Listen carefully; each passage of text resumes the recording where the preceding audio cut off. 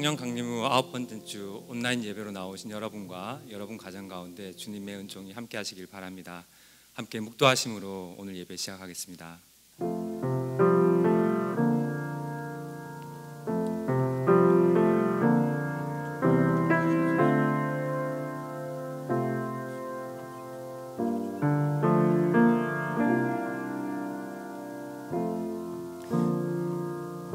나의 힘이신 주님, 내가 주님을 사랑합니다. 주님은 나의 반석, 나의 요새, 나를 건지시는 분.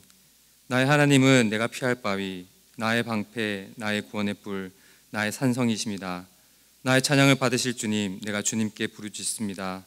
내가 고통 가운데서 주님께 부르짖고 나의 하나님을 바라보면서 살려달라고 부르짖었더니 주님께서 그의 성전에서 나의 간구를 들으셨다.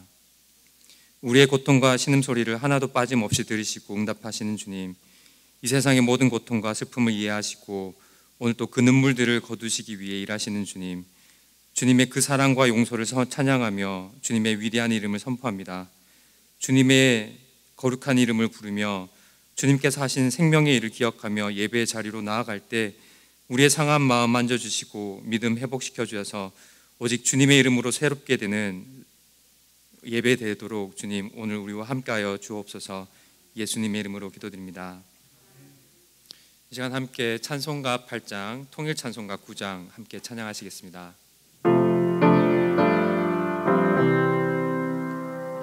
거룩 거룩 거룩 전능하신 주님,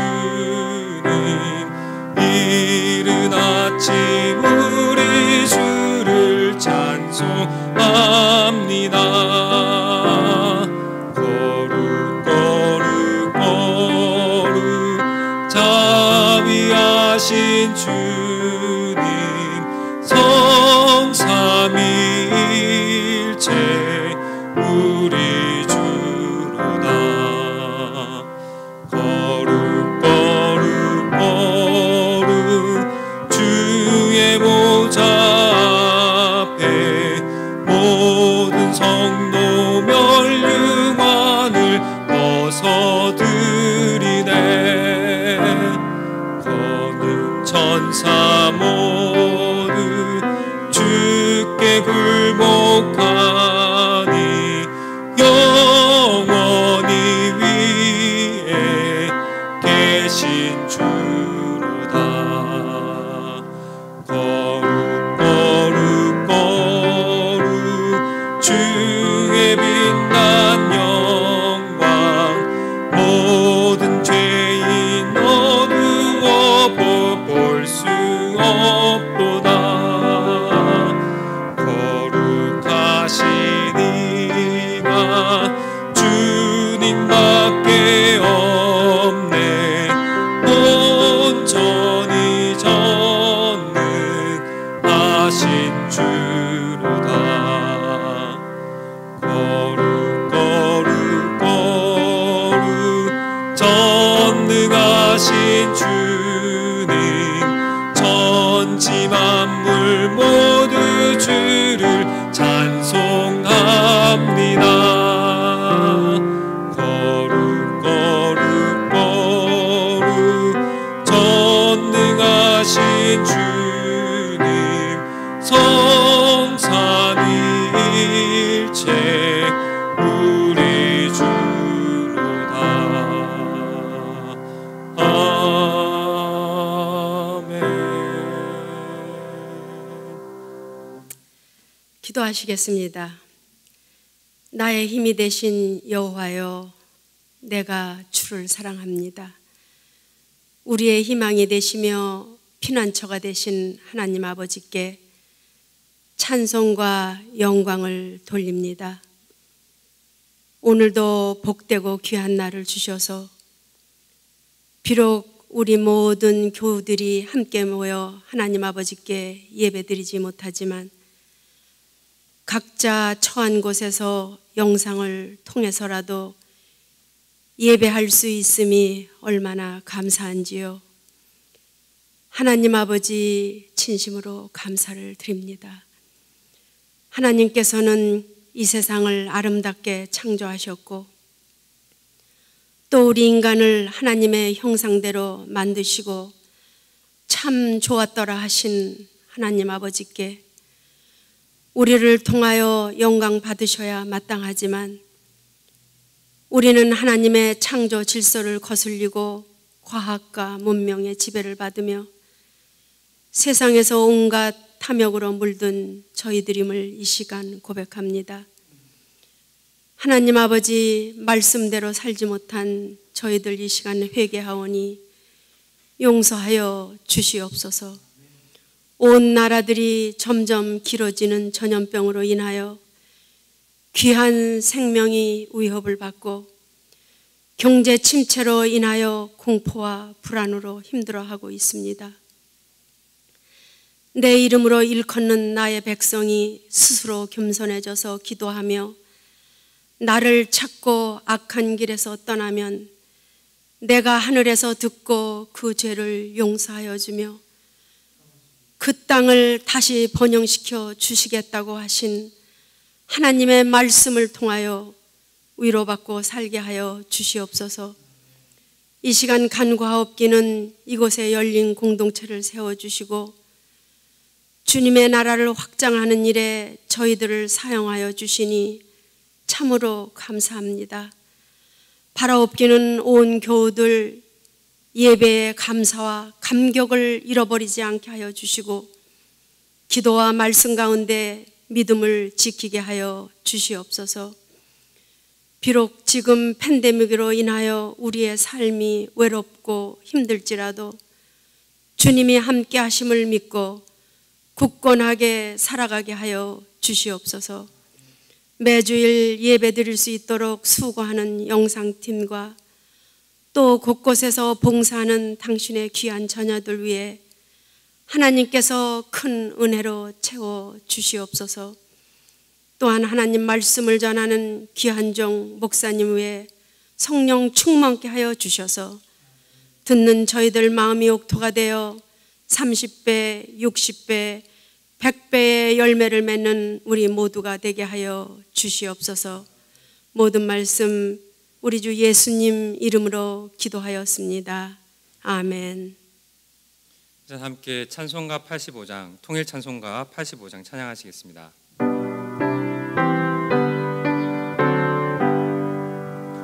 구주를 생각만 해도 이렇게 좋거든.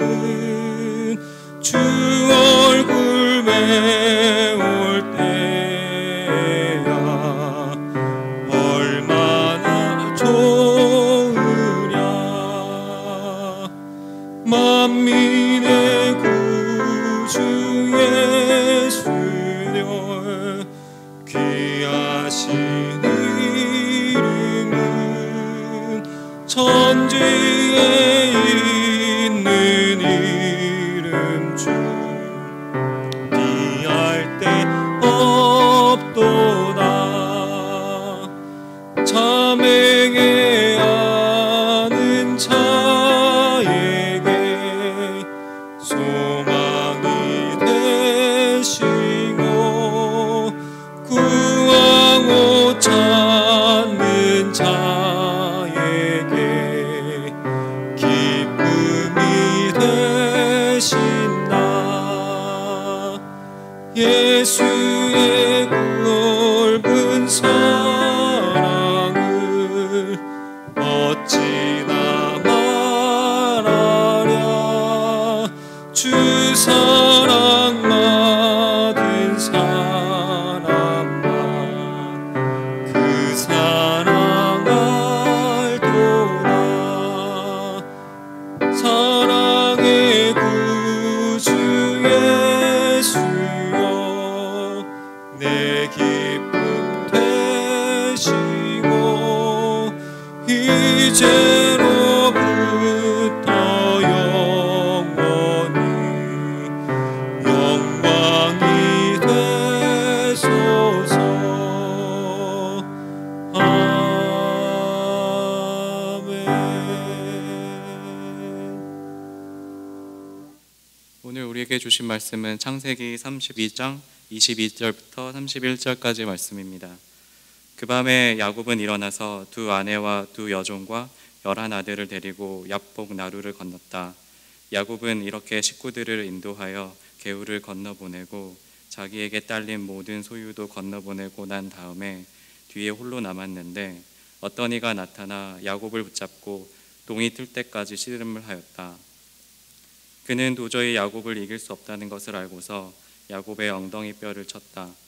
야곱은 그와 씨름을 하다가 엉덩이 뼈를 다쳤다. 그가 날이 새려고 하니 놓아달라고 하였지만 야곱은 자기에게 축복해주지 않으면 보내지 않겠다고 떼를 썼다. 그가 야곱에게 물었다. 너의 이름이 무엇이냐? 야곱이 대답하였다. 야곱입니다. 그 사람이 말하였다. 네가 하나님과도 겨루어 이겼고 사람과도 겨루어 이겼으니 이제 네 이름은 야곱이 아니라 이스라엘이다. 야곱이 말하였다. 당신의 이름은 무엇인지 가르쳐 주십시오. 그러나 그는 어찌하여 나의 이름을 묻느냐 하면서 그 자리에서 야곱에게 축복하여 주었다. 야곱은 내가 하나님의 얼굴을 직접 뵙고도 목숨이 이렇게 붙어 있구나 하면서 그곳 이름을 브니엘이라고 하였다. 그가 브니엘을 지날 때 해가 솟아올라서 그를 비추었다. 그는 엉덩이 뼈가 어긋났으므로 절뚝거리며 걸었다. 아멘.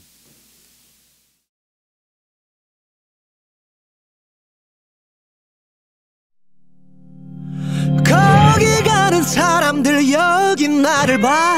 앞뒤 보지 말고 목소리를 높여봐. What you say 그가 들을 수 있게 한 번 더 소리를 높여 여길 보고 웃을 수 있게 Amen yeah. 주님도 춤을 추네 baby 찬양의 춤을 추네 baby 모두가 춤을 추네 baby 알 수 없는 일으킨 baby 지금 이 순간을 느껴 바로 움직여보는 거야.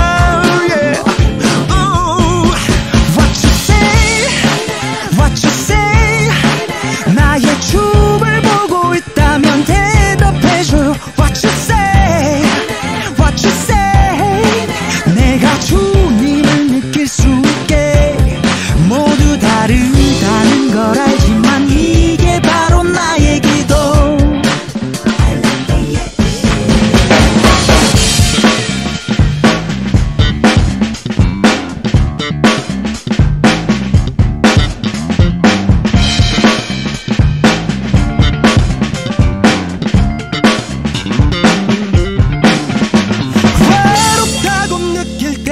주저앉지마. 지금 이 순간이 큰 행복인 거야. What you say 그가 날 잡아주게 한 번 더 소리를 높여 여길 보고 웃을 수 있게 Amen no. 주님도 춤을 추네 baby 하나님도 춤을 추네 baby 모두가 춤을 추네 baby 알 수 없는 일으킨 baby 지금 이 순간을 느껴 바로 움직여보는 거야. oh, yeah, yeah. oh, oh, What you say, what you say. 나의 춤을 보고 있다면 대답해줘. What you say, what you say. 내가 주님을 느낄 수 있게 모두 다르다는 걸 알지만 이게 바로 나의 기도.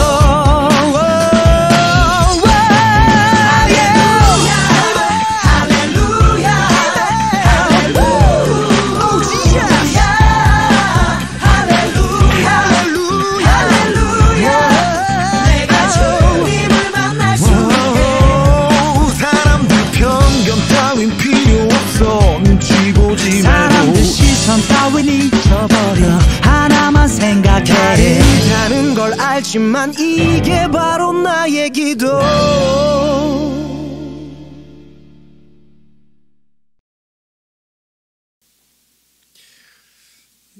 우리 옆에 분하고 평화 인사를 나누겠습니다. 주 예수 그리스도의 평화가 형제님, 자매님께 함께하기 원합니다. 이런 마음으로 인사하겠습니다. 가족끼리도 인사 나누세요. 주 예수 그리스도 평화가 남편에게, 그 아내에게, 아이들에게 있기를 원합니다. 이렇게 인사하시기 바랍니다. 주님의 평화가 필요한 시기에 살고 있어요. 그렇죠? 하루하루가 시간은 가고 있고 또 어느덧 8월 첫째 주를 맞았습니다. 여러분들 너무 긴 시간 집에서 보내고 어쩌면 또 이 쿼런틴이 좀 생각보다 길게 가면서 여러 가지 마음속에 생각이 있을 텐데, 시간은 가도 여러분들 하나님의 은혜와 사랑은 변함없이 우리와 함께 동행하신 줄 믿습니다. 이런 가운데서도 하나님이 늘 함께 하심을 기대하시고 소망하시고, 비록 저희가 온라인 예배를 드리지만 하나님께서 변함없이 우리와 함께 하심을 더 간절히 소망하면서 지냈으면 좋겠습니다. 이런 세상을 보는 여러 가지 관점이 있어요. 그렇죠?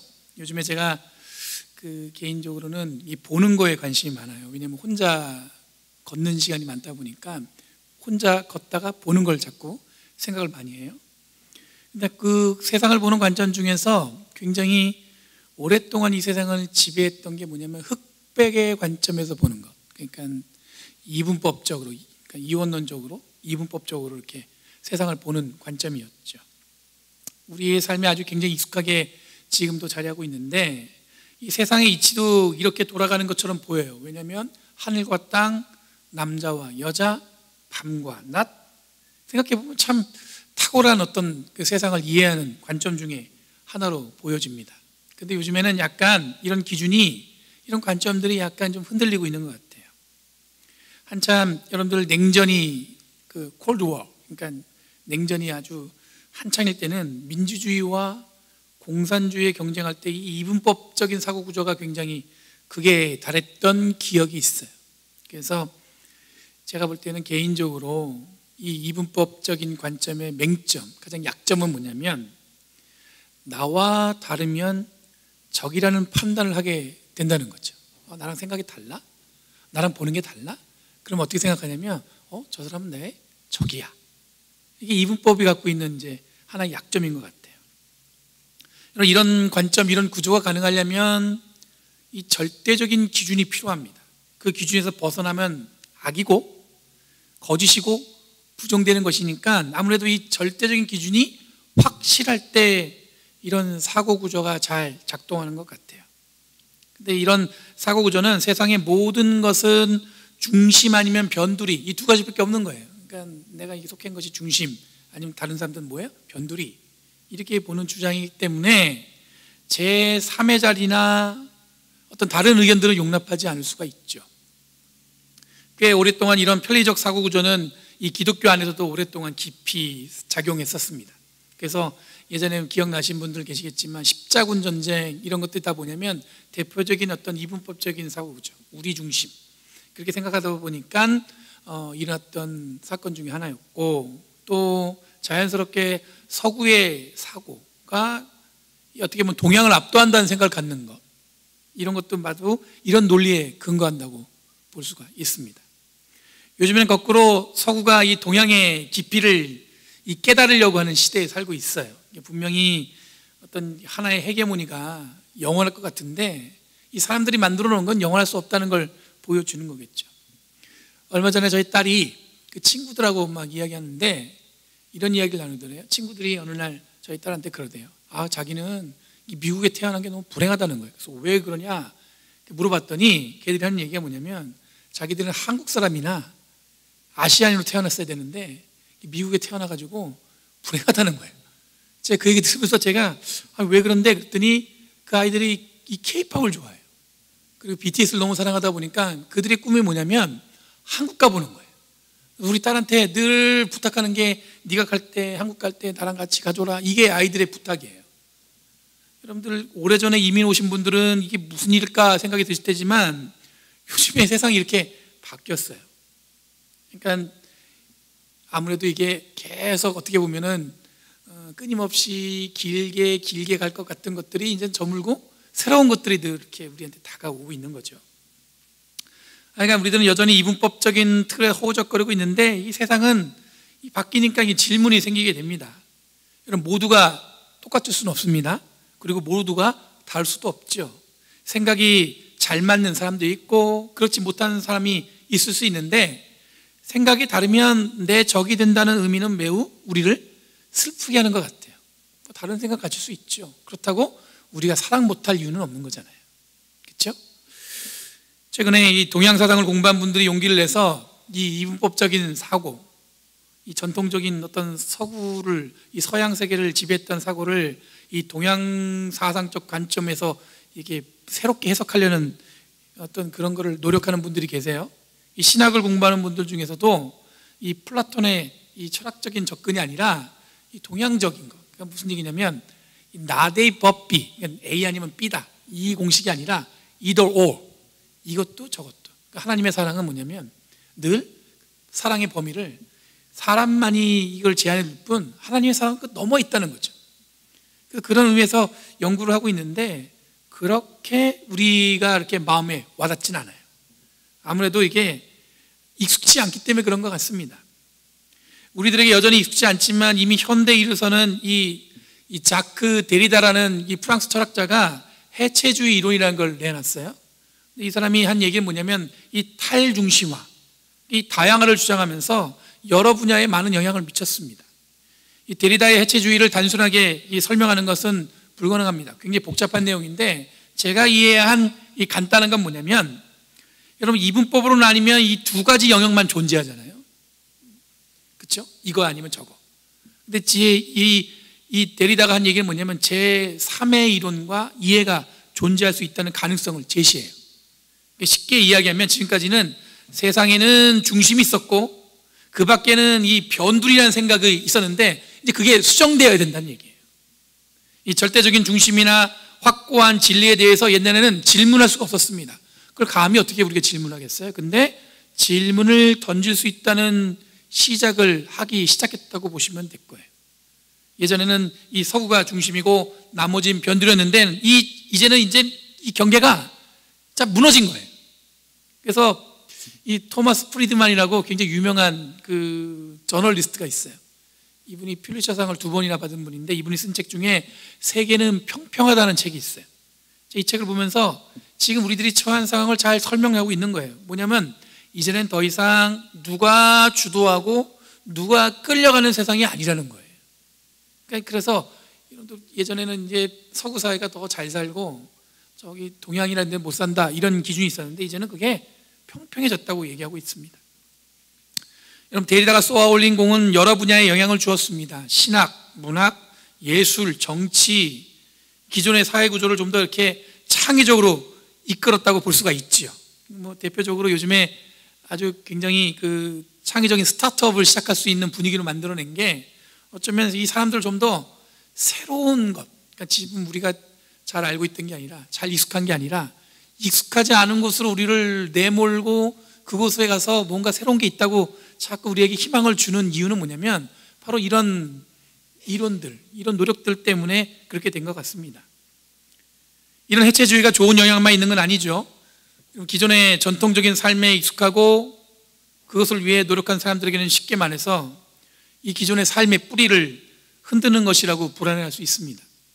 그런데 우리들이 착각하는 건 뭐냐면, 이 해체주의라는 게 이 데리다라는 사람이 주장해갖고 이런 일이 세상에 벌어진 게 아니라, 그냥 이분은 세상을 꼼꼼히 들여다보니까 이런 해석이 나오더란 얘기예요. 그냥 개인적인 창조물이 아니고 이 세상이 이렇게 변한 거를 이분은 이걸 잘 캐치했다고 볼 수가 있습니다. 저는 개인적으로 성경에서 가장 당시에 굳건한 사회적 시스템, 종교적 시스템에서 가장 창의적이고 탁월하게 이 제3의 가능성과 기회를 보여준 사람을 전 야곱이라고 이야기하고 싶어요. 오늘 읽은 본문에서 우리들이 다시 야곱을 보는 이유는 바로 여기에 있습니다. 야곱은 지금까지 이스라엘이 하나님을 보던 방법과 이 다르게 하나님을 보기 시작했어요. 여러분, 요즘에 우리들이 가장 많이 하는 미팅 방법이 뭐예요? 줌을 사용하죠. 우리가 언제부터 줌을 썼게요? 요즘엔 줌을 안 쓰면은 속회도 못하고 새벽 예배도 못하고 그리고 청년 예배도 못하고 그런 상황이 있어요. 그럼 예전에 생각해 보면 일방적으로 TV나 라디오는 일방적인 정보를 우리가 듣는 거였어요. 우리가 반응을 할 수가 없는데, 언제부턴가 이제는 뭐냐면 인터넷이 이게 개발이 되면서 댓글도 달고 반응도 하고, 이제는 뭐냐면 얼굴을 마주하고 안방에서 원하는 지식도 습득도 하고 그 자리에서 뭘도 할 수 있어요? 질문도 할 수 있는 그런 시대에 살고 있어요.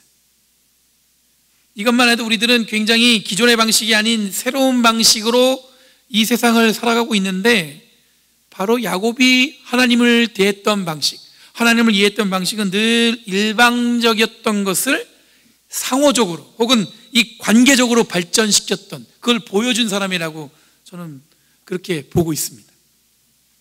오늘 읽은 이 본문을 보니까 지난번에 잠깐 살펴봤던 내용보다 좀 시간이 많이 지난 상황에서 오늘 본문은 시작하고 있어요. 야곱이 삼촌 라반의 집인 이 밧다람 아람에서 이 두 아내를 이제 마침내 얻고 고향을 그곳을 떠나서 고향인 이 부엘사바로 가고 있는 중이에요.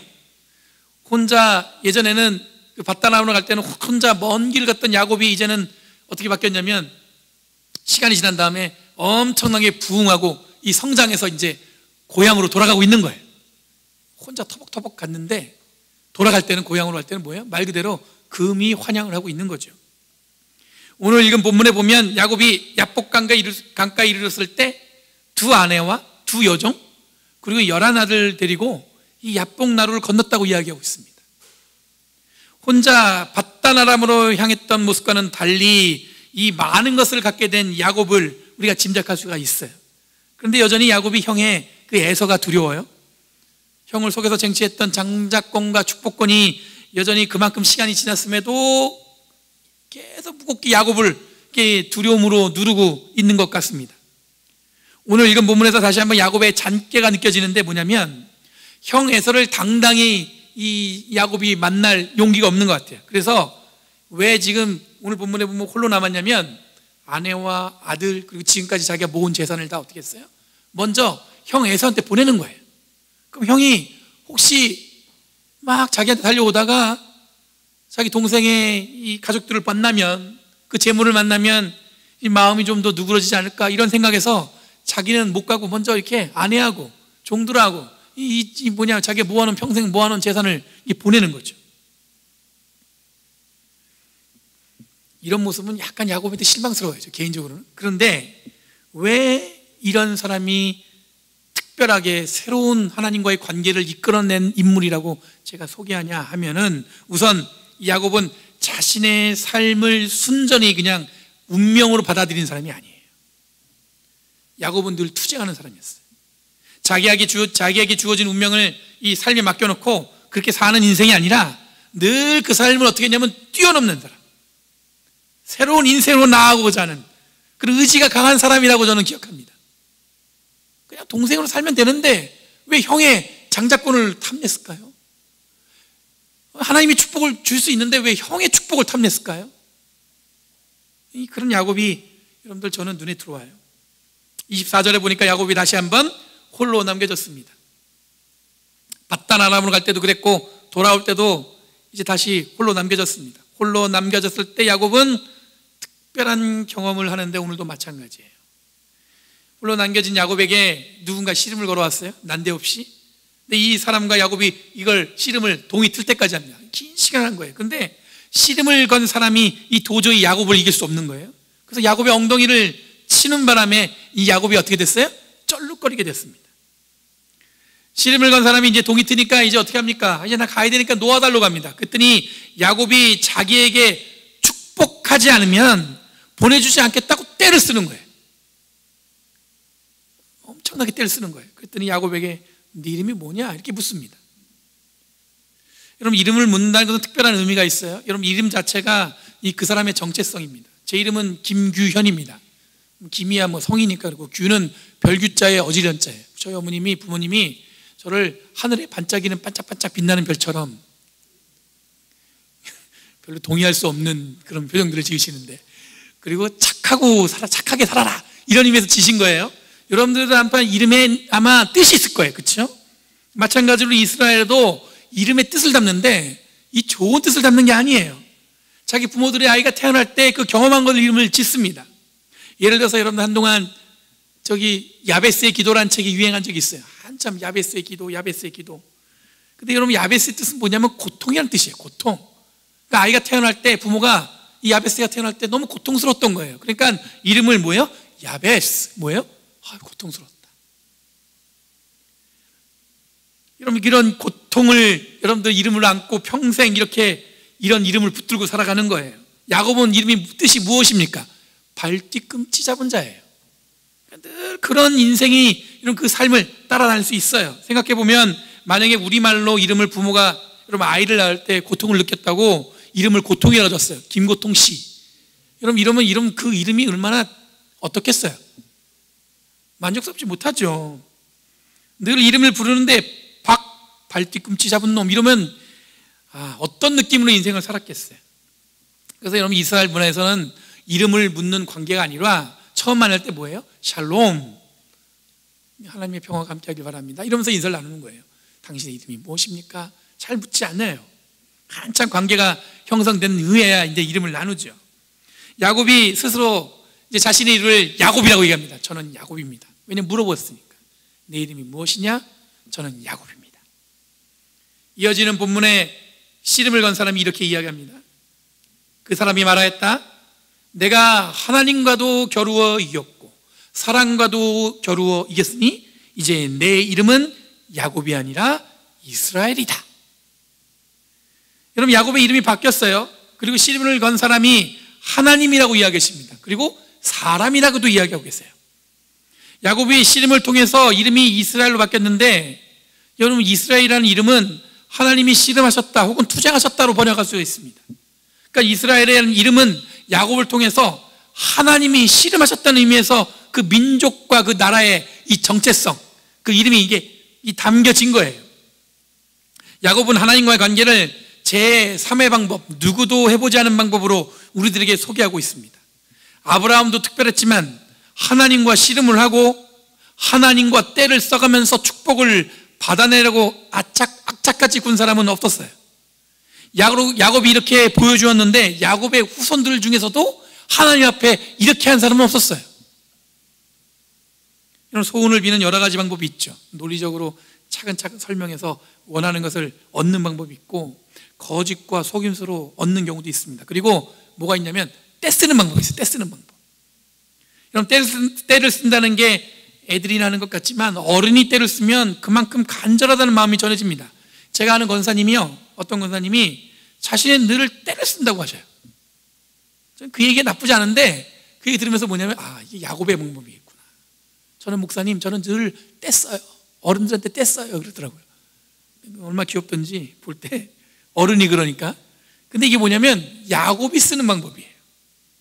제가 여러분에게 하나님께 간절히 기도하셔야 됩니다. 금식하면서 기도하시기 바랍니다. 쉬지 말고 기도하세요. 여러분, 새벽 예배 나와서 하나님께 기도하세요. 하나님이 응답하십니다. 중보기도 하세요. 이러면 어색하지 않지만, 근데 여러분들한테 이렇게 얘기합니다. 하나님께 때 쓰세요. 때를 쓰세요. 이러면 이게 익숙하세요? 다들 익숙하신가 보네. 이해는 가는데 여러분 익숙하지는 않죠. 마찬가지로 야곱은 기존의 하나님을 이해하고 대하는 방법이 아니라 새로운 방법으로 오늘 우리들에게 읽혀지고 있습니다. 29절에 보면 야곱이 자기 이름을 이야기했으니 자신과 씨름한 사람의 이름을 알려달라고 합니다. 자기 이름을 얘기했으니까 물어본 사람의 이름도 물어봐야 되잖아요. 이게 당연한 그 관계예요. 이게 어떻게 보면 자기 이름을 얘기하기 힘든데 그 정도 관계가 형성됐다는 거예요. 그런데 그 이름을 가르쳐주지 않고 그분이 야곱에게 축복을 합니다. 축복을 받은 다음에 30절 말씀에 야곱이 이렇게 고백해요. 축복을 받았더니 야곱이 내가 하나님의 얼굴을 직접 뵙고도 목숨이 이렇게 붙어 있구나 하면서 그것의 이름을 분이엘이라 하였다. 여러분, 축복받은 야곱이 떼쓰면서 축복을 받았어요. 근데 자기와 씨름한 사람이 그 축복이 뭐냐면 하나님이라는 사실을 깨달은 거예요. 이게 지금 야곱이 받은 축복이에요. 야곱이 고백한 것처럼 하나님의 얼굴을 뵙는 것은 죽는 것과 같습니다. 목숨을 유지할 수가 없어요. 여러분, 원래 하나님이라는 이름도 감히 부를 수 있는 이름이 아니었어요. 그렇기 때문에 이게 하나님은 여러분들 하나님을 부르는 대명사예요. 진짜 이름이 아니에요. 그래서 여러분, 구약 성경에 보면 하나님의 이름을 여호와, 야훼, 엘로힘 이렇게 부르잖아요. 그걸 여러분들 우리가 성경으로 번역할 때 Lord, the Lord 이렇게 부르잖아요. 이게 뭐냐면 대명사예요. 하나님이라는 이름을 감히 인간이 부를 수 없기 때문에 그 대명사의 이름을 부르는 거예요. 근데 감히 인간의 말로 이름을 부를 수 없다는 얘기예요. 그런데 이런 하나님과 야곱은 어떻게 했어요? 씨름했어요. 그리고 떼썼어요. 그리고 뭐 했어요? 얼굴을 봤어요. 때를 써가면서 축복해달라고 매달렸습니다. 보통은 이런 불경은 심판받고 야곱이 이야기한 것처럼 이 살아남지 못할 텐데 야곱은 어떻게 됐습니까? 축복받았다는 얘기예요.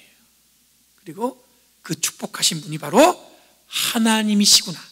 내가 씨름한 분이, 이 자기의 엉덩이뼈를 내친 사람이, 자기가 씨름으로 이긴 사람이, 자기에게 이름을 물어본 사람이 축복을 달라고 떼쓴 상대가 바로 하나님이라는 사실을 지금 야곱이 깨닫게 된 거예요. 이게 바로 축복이라는 거죠. 이분이 바로 하나님이시구나.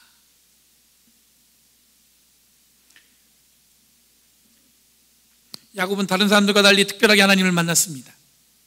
이런 야곱이 받은 새로운 이름이 야곱의 후손들에게 민족과 나라의 이름이 된 것은 이스라엘이 정말로 특별했기 때문입니다. 원래는 하나님을 감히 뵐 수 없습니다. 하나님의 이름도 부를 수 없었어요. 그런데 야곱은 하나님과 씨름을 하고 하나님께 때를 쓰고 감히 이름도 물어보고 하나님의 얼굴도 본 거예요. 기존에 하나님을 대하는 방법이 아니라 전혀 다른 제3의 방법으로 하나님을 관계했고 그 씨름한 자리를 분예이라 지었고, 그러고 났더니 하나님의 얼굴이라는 이름을 지어놨더니 이 아침 햇살이 그 분예일에 비쳤다고 오늘 말씀을 마무리하고 있어요. 그럼 제가 만약에 책을 쓴다면, 만약이에요, 하나님을 만나는 1000가지가 넘는 방법에 대해서 쓰고 싶어요. 왜냐하면 여러분들 신앙, 이 종교라는 것이 신비롭고 거룩함을 강조하다 보니까 가끔 하나님을 대하는 우리의 태도가 이 경직될 때가 있어요. 아주 그렇죠, 멀리 계신 것 같고 가까이 있는 것처럼 못 느끼죠. 왠지 하나님을 무섭다고 생각하는 분들도 있어요. 내가 조금이라도 잘못하면 금방 이 벌 주실 것처럼 이 무서운 하나님을 생각하는 분이 있죠. 왜냐하면 이분법적인 세계관은 그 신앙을 해석할 때 이것 아니면 저거예요. 아주 순종하면서 잘하든지 아니면 그렇지 않든지이기 때문에 아무래도 이런 것에 쉽게 마음이 노출되는 것 같습니다. 가끔 어떤 분들은 세상과 하나님 둘 중에 하나를 선택하라고 이야기하는 경우도 있어요. 세상을 선택할 것이냐 하나님을 선택할 것이냐. 그럼 신앙이 좋으려면 어떻게 돼요? 하나님 것을 선택하고 세상을 어떻게 해요? 포기해야겠죠. 세상 것은 악하고 하나님은 거룩하니 그렇게 하는 것이 이 바른 신앙이라고 우리는 또 생각할 수가 있습니다. 예전에 제가 고등학교 다닐 때인데 신상원이라는 분이 있었어요. 기억나시는 분이 있겠지만 이분이 이 문화와의 전쟁을 선포했습니다. 그러면서 이 세상의 문화들은 악하다고 선언하면서 이 기독교 문화 운동을 펼쳤어요. 그래서 그때 제가 그 초등학교 때부터 꼼꼼히 모아뒀던 LP 저기 판을 갖다 쭉 모아놨는데 그걸 어느 날 제가 다 불태웠어요. 왜냐하면 악하기 때문에.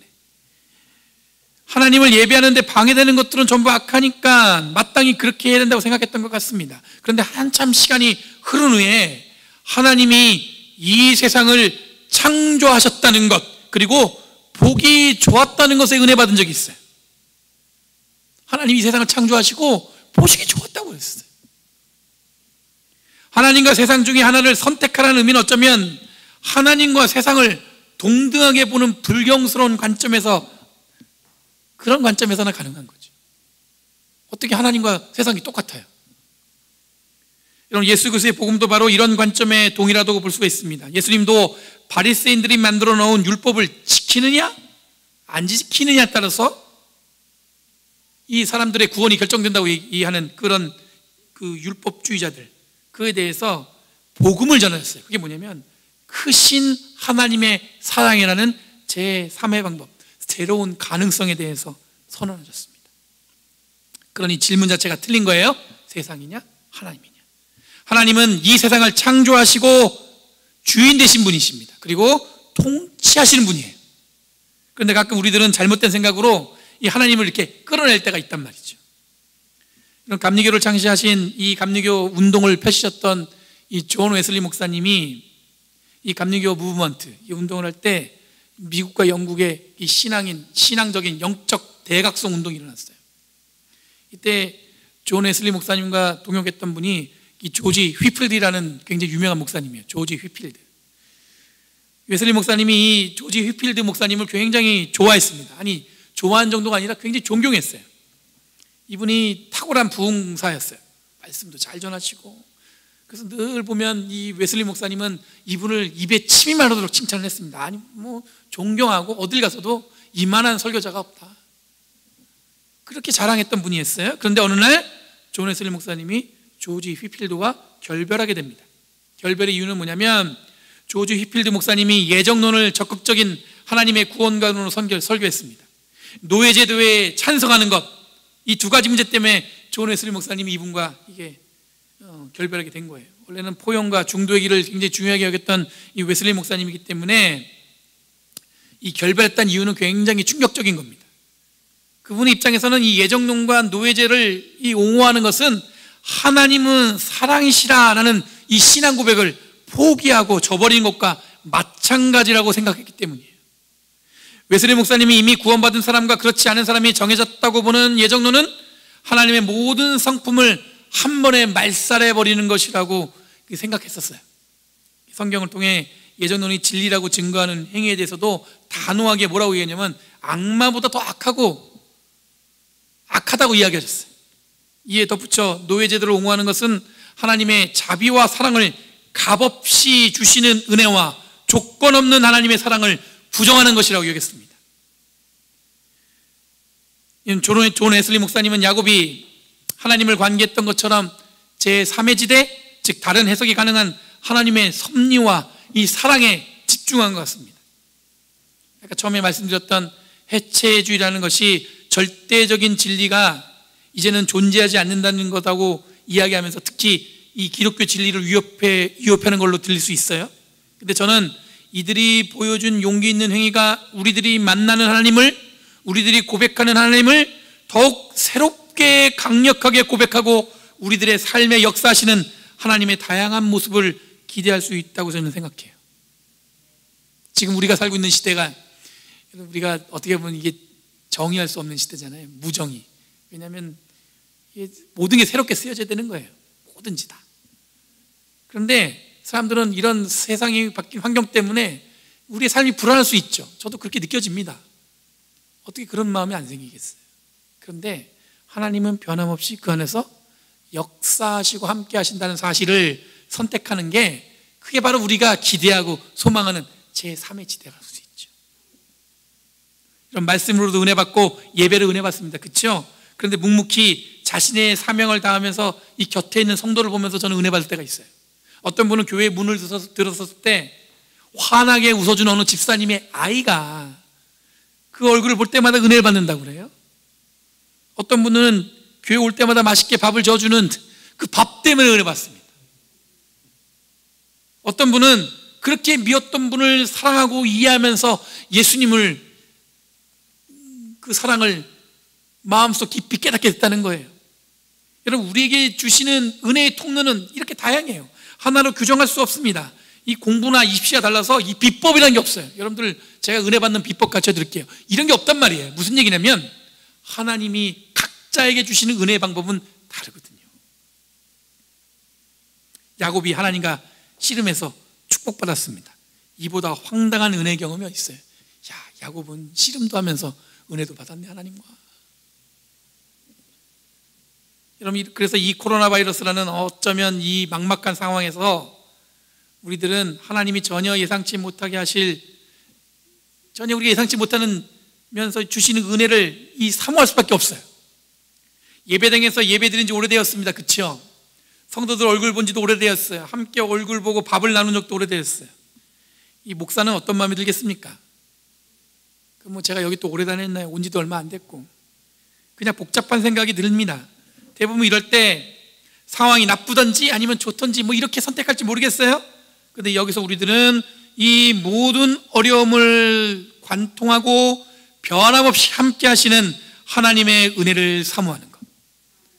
이때도 야곱처럼 하나님께 때를 쓰고 이제보다 더 큰 은혜와 사랑과 헌신으로 봉사하는 것이 바른 선택이라고 저는 믿습니다.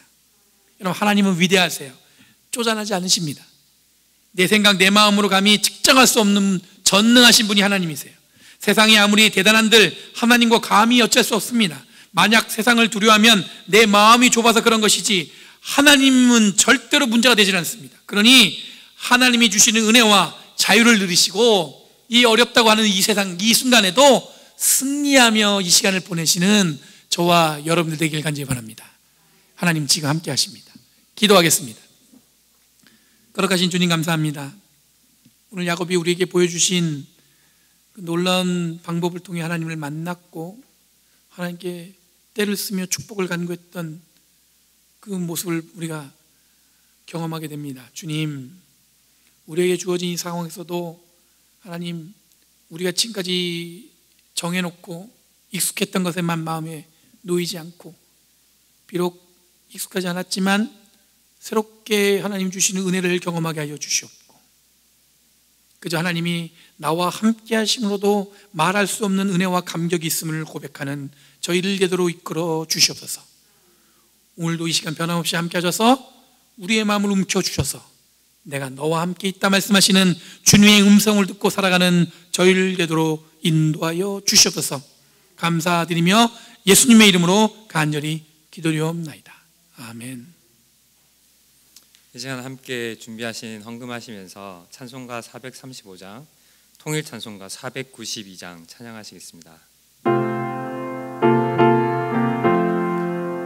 나의 영원하신 기업 생명보다 귀하나 나의 갈 길 나가도록 나와 동행하소서.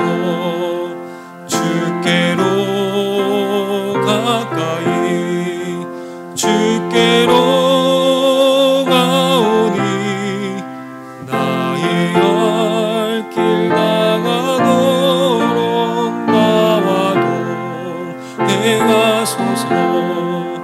세상 부귀한이람과 모든 명예 버리고 험한 길을 가는 동안 나와 동행하소서.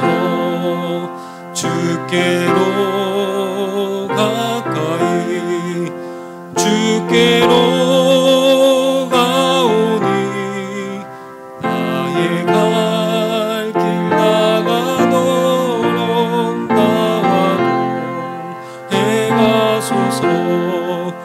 어두운 골짝 지나가며 험한 바다 건너서 천국문에 이르도록 나와 동행하소서. 주께로 가까이 주께로 가오니 나의 갈 길 나가도록 나와 동행하소서.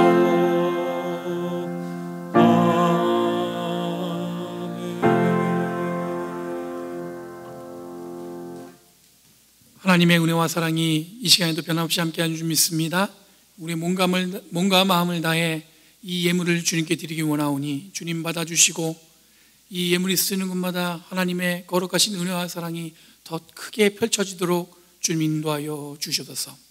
사랑의 주님, 이 시간 성도들의 마음과 그들이 갖고 있는 여러 가지 상황들을 위해서 기도하기 원합니다.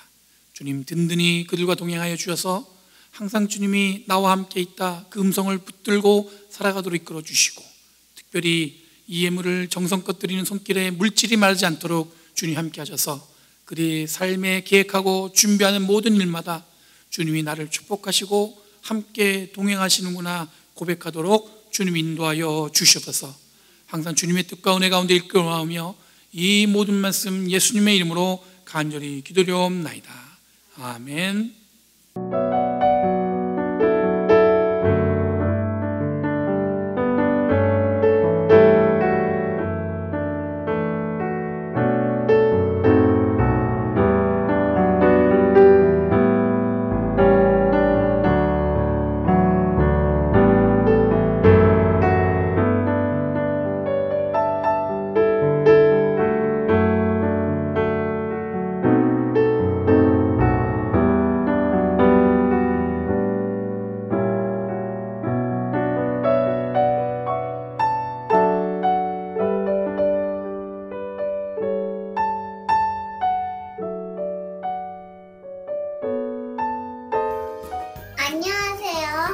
오늘은 I miss you를 배울 거예요. 한번 따라해보세요. I miss you. 다시 한번 I miss you. 안녕. 이 시간에 여러분들 교회 소식 드리도록 하겠습니다. 코로나 바이러스로 저희가 지금 계속 영상으로 녹화 예배를 드리고 있는데, 저희가 8월 중에는 라이브 예배를 이제 준비하려고 합니다. 그래서 주일날 라이브로 영상과 찬양과 이 모든 것을 잘 준비할 수 있도록 여러분들 위해서 기도해 주시고, 또 그것을 위해서 수고하는 손길들이 필요한데 그 손길들 또한 좀 충분하게 잘 흡족하게 채워줄 수 있도록 여러분 기도해 주시면 감사하겠습니다. 2020년 칼 라바다 애뉴얼 컨퍼런스가 원래 보통은 6월 달에 있는데 코로나 바이러스로 연기돼서 9월 17일부터 20일까지 줌으로 진행합니다. 자세한 일정은 여러분 연회 홈페이지를 통해서 확인해 볼 수 있습니다. 베이 디스트릭 프리 애뉴얼 컨퍼런스가 저희 디스트릭 이제 연회를 하기 전에 먼저 디스트릭 회원들이 모이거든요. 8월 29일 토요일 오전 9시 30분부터 오후 1시까지 줌으로 진행됩니다. 이에 여러분들 목회자뿐만 아니라 연회 평신도 대표, 또 평신도 대표, 저희 교회 임원들도 같이 참석해 주시면 감사하겠습니다. 제가 벌써 이제 온지 파송돼서 사역한 지 한 달이 이제 돼가고 있어요. 그래서 한 달 어느 정도 이제 적응을 했고, 여러분들도 이제 제 목소리와 제 얼굴이 익숙해졌잖아요. 제가 이제 전화로 인사를 드리려고 합니다. 그래서 직접 뵈면 좋은데 그럴 수 없으니까 제가 전화를 드릴 텐데, 제 전화번호가 아마 화면에 나갈 거예요. 그러면 이게 스팸이라고 생각하지 마시고 새로운 목사님이구나 생각하고 꼭 받아주시면 감사하겠습니다. 교회학교 VBS가 이 성경학교가 은혜 가운데 잘 마쳤습니다. 수고해 주신 사역자들과 그리고 교회학교 부장 또 PTA 부모님들께 감사드립니다. 모임 안내는 여러분들 수요 성경 공부 계속 진행하고 있고요. 언제든지 참석하고 싶은 분들은 저에게 연락을 주시면 참석할 수 있습니다. 그리고 청년부 금요 예배 계속 진행되고 있고요. 청년부 소그룹 모임도 계속 진행되고 있습니다. 위에서 기도해 주시기 바랍니다. 저희가 매주 중보기도 제목을 주보에 올리면서 같이 기도하고 있으니까 여러분들 중보기도 제목이 꼭 여러분들 어려워야 기도 제목을 내놓는 게 아니라 여러분들 근황 어떻게 살고 지내는지 그런 것도 알려주시면 같이 기도하면서 그렇게 시간을 보내도록 하겠습니다. 이 시간 우리 같이 축복하면서 우리 옆에 있는 분들 축복송으로 축복하기 원합니다.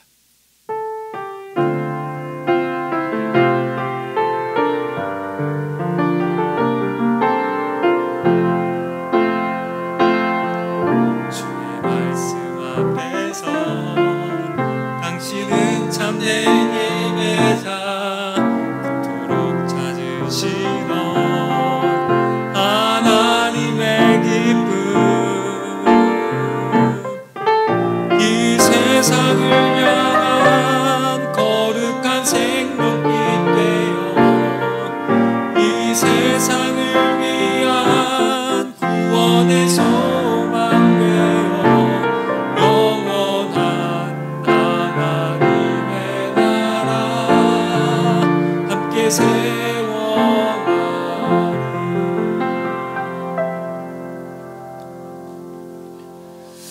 평화 가운데 나아가십시오. 그리고 우리의 마음을 활짝 열고 누구든지 환영하는 마음으로 이 땅을 살아가십시오. 늘 야곱이 우리에게 보여줬던 것처럼 하나님을 예배하고 하나님을 찬양하고 하나님께 간절히 원하는 마음들을 우리의 마음에 또한 품고 이 땅을 살아가길 원하며 주님이 주시는 영원한 사랑과 은혜 가운데 든든히 주님이 주신 사명을 감당하며 살아가길 원하며 머리 숙인 성도들 머리 위에 성부, 성자, 성령 하나님의 놀라운 은혜와 축복이 영원토록 함께 하시기를 간절히 축원하옵나이다. 아멘.